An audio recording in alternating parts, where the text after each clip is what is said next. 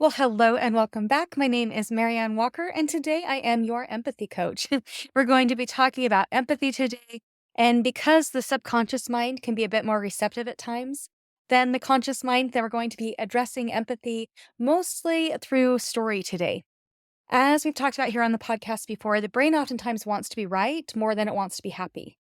And many times, then this actually creates more distance than connection when we're engaging with others. Now, to be fair, it is human nature to want to be right. It is human nature to only see things from our own perspective. And since that is our natural state, sometimes it does take a little bit more concerted effort to remain open to gaining new information. Now, to illustrate this point, I want to share with you a poem called The Cookie Thief by Valerie Cox. A woman was waiting at an airport one night with several long hours before her flight. She hunted for a book in the airport shops, bought a bag of cookies, and found a place to drop. She was engrossed in her book, but happened to see that the man sitting beside her, as bold as could be, grabbed a cookie or two from the bag in between, which she tried to ignore to avoid a scene. So she munched the cookies and watched the clock as the gutsy cookie thief diminished her stock. She was getting more irritated as the minutes ticked by, thinking if I wasn't so nice, I would blacken his eye. With each cookie she took, he took one too. When only one was left, she wondered what he would do. With a smile on his face and a nervous laugh, he took the last cookie and he broke it in half.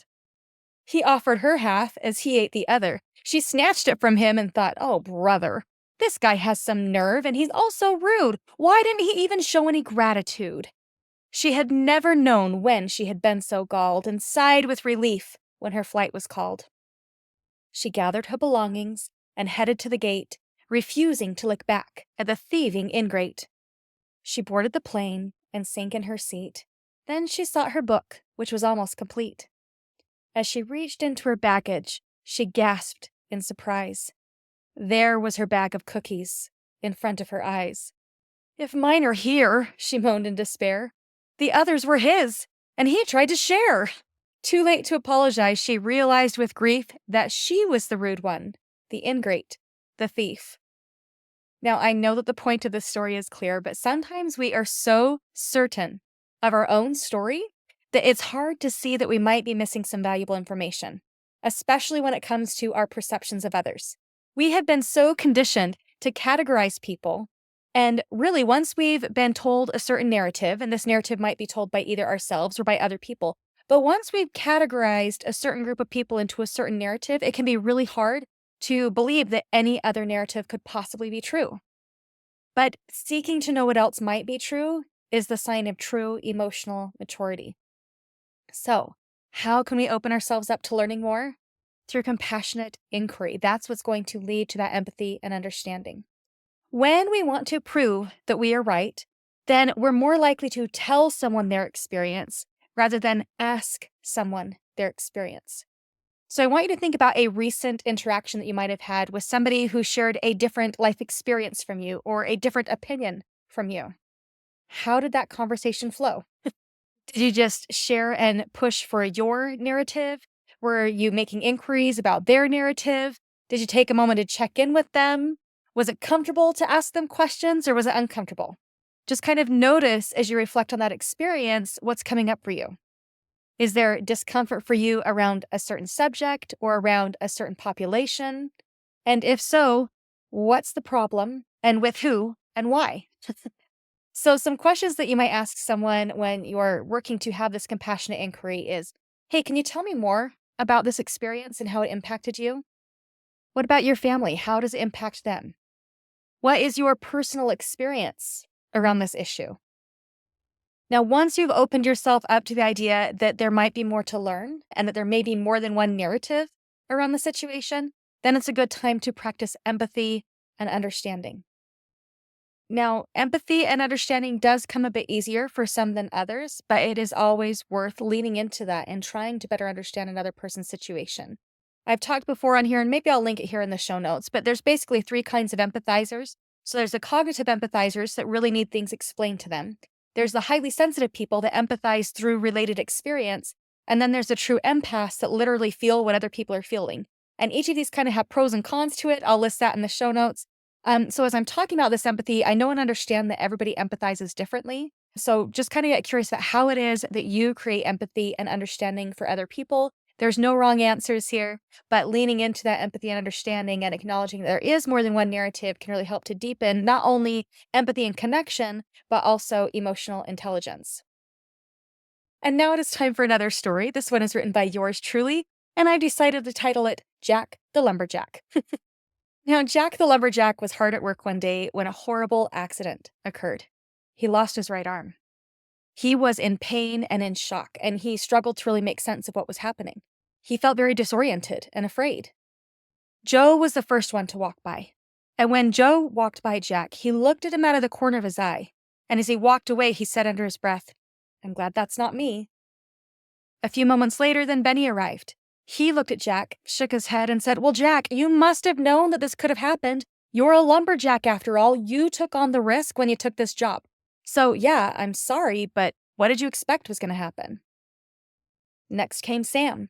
Sam smiled and said, "Well, being left-handed is better anyway. We have our own pair of scissors and everything. You'll be much happier in the long run. This was probably just meant to be. Focus on the bright side." Then Stan arrived. Stan frowned and he said, "I saw on the news the other night that lumberjacks are the most clumsy of all people, and they shouldn't be trusted with any sharp objects, let alone chainsaws. Have you ever thought about becoming a plumber instead?" Eventually, Todd showed up and he furrowed his brow and he crossed his arms and he said, "You're not the victim here. The real victims are the trees. They have had their lives cut short because of you. And so this is just karma. You got what you deserved."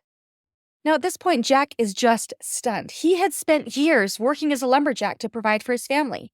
And now his very real pain was being dismissed and his suffering minimized simply because other people had opinions. The words that he was hearing from those around him, they were only adding to his already significant pain. Then Larry arrived. Unlike the others, Larry didn't lecture and he didn't judge. Instead, he rushed over to Jack and he knelt beside him and said, "Jack, it looks like you're in a lot of pain. Let's get you some help." And he loaded him up in the truck to take him to get some care. Once the wound had been treated and Jack was ready to go home, then Larry said, "Hey, Jack, how can I help? What is it that you need?" And Jack was a little bit shy, but he said, "Well, could you help me with my shirt? It has buttons on it and I don't know how to do them up on my own. Could you help me?" And Larry did. Once Jack was back to his home, then Larry asked him again. He said, "Jack, what is it that you need? How can I help?" And Jack said, "Well, would you mind opening a can of soup for my supper for me?" And Larry helped. Now, weeks went by and Jack started to heal both physically and emotionally. And one day his friend Larry stopped by and he could see Jack smiling and he said, "Jack, how are you? How can I help you? What do you need?" And Jack smiled, feeling a little bit more confident now, and he said, "I'm doing a lot better than I was. I think I'm ready to go back to work now, and I know I can't be a lumberjack anymore.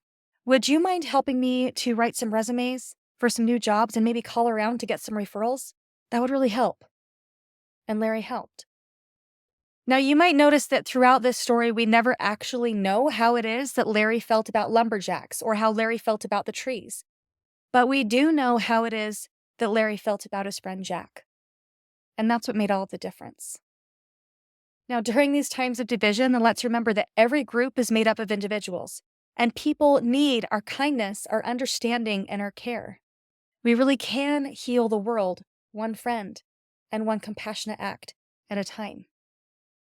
So in this world where everything can feel like a lot, then sometimes that's the very best thing to do, is to pick one person and to see how you can help, see how you can better understand their experience and their story. So yes, take some time to be an advocate for lumberjack safety or for the trees or for whatever else you're passionate about. And also, don't neglect that very real wound.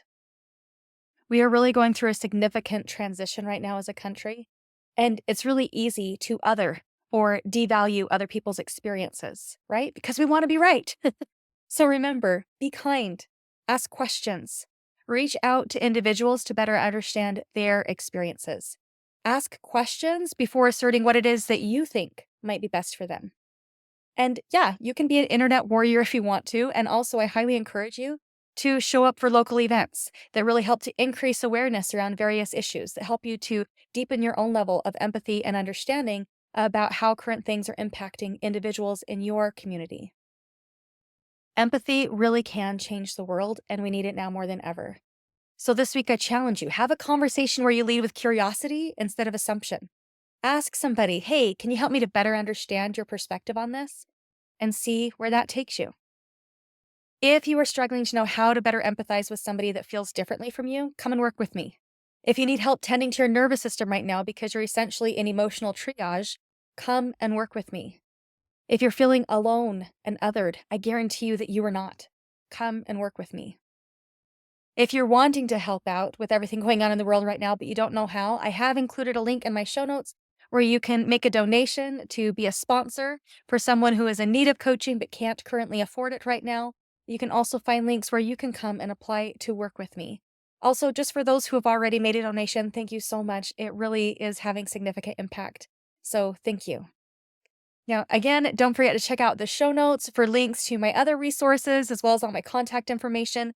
I am going to be posting the Jack the Lumberjack story on my social media, so come and find me there if you want to be able to quickly share with friends. I just love it when people start conversations specifically around empathy and how to better understand each other. So, yeah, feel free to share this episode or whenever clips are on my social media, and make sure to subscribe for more. All right, well, hey, I really genuinely love you guys, and I'll talk to you soon. Bye now.